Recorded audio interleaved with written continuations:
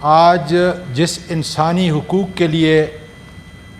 پاکستان کے ایک باوقار شہری کے حقوق کے لیے اور خاص کر خواتین کے حقوق کے لیے میں آپ کے سامنے کھڑا ہوں، میں یہ گزارش کر رہا ہوں کہ کیا تقسیم سے، نفرت سے،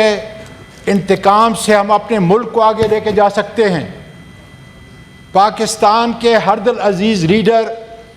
عمران خان، ان کی اہلیہ اور جو کوٹ لکھپت کے اندر ہمارے جو اسیر ہیں یا جو روپوش ہیں، قوم کی یکجہتی کے لیے کیا یہ رول ہے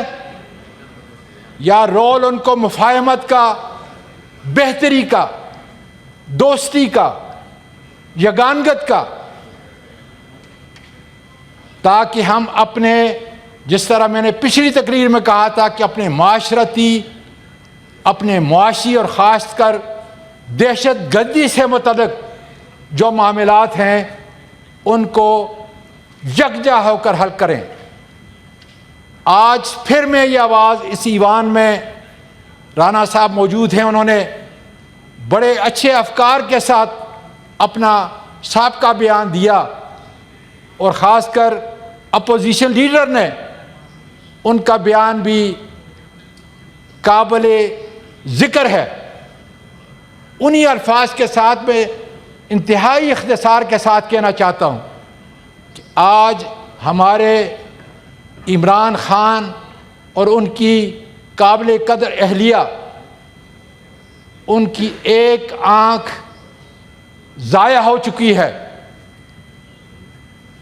انسانی حقوق، بنیادی حقوق اس ملک کے گارنٹی دیتے ہیں، انٹرنیشنل کنونشن اس بات کی گارنٹی دیتے ہیں،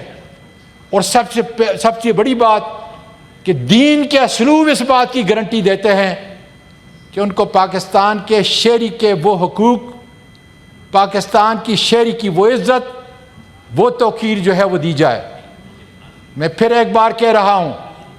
اس ایوان کے ممبر کی حیثیت سے جو ہے یہ کہہ رہا ہوں، پاکستان کے شہری کی حیثیت سے یہ کہہ رہا ہوں کہ یہ ظلم، یہ استبدال، یہ میرے ملک کے پاکستان کو یکجا نہیں کرے گا، یہ تباہ کرے گا۔ ہمیں اس وقت ضرورت ہے یونٹی کی، اس لیے کہ پاکستان چاروں طرف سے جو قریبی دشمن ہیں یا دور کے دشمن ہیں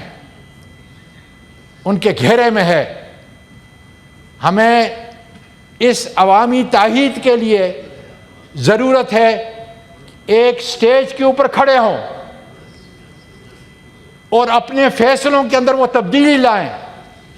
جس کی قانون، ہمارا آئین، ہمارا بنیادی حقوق، اور سب سے بڑی بات کہ ہمارے دینی اسلوب جو ہے اس کی تائید میں ہوں۔ میں پھر یہ کہہ رہا ہوں، طاقتور حلقوں سے کہہ رہا ہوں، اس ایوان کی طرف سے کہہ رہا ہوں کہ خدا را غیر انسانی سلوک، خاص کر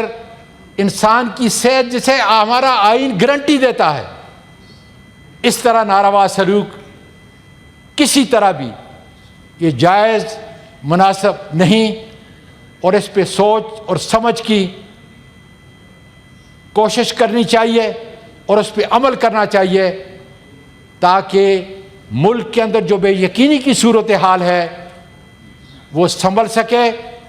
اور ہم ایک سیاسی تعطل جو اس وقت پیدا ہو چکا ہے، معاشی تعطل جو پیدا ہو چکا ہے، دہشت گردی سے جو تعطل پیدا ہو چکا ہے، اس پر قابو پا سکیں۔ پاکستان پائندہ باد۔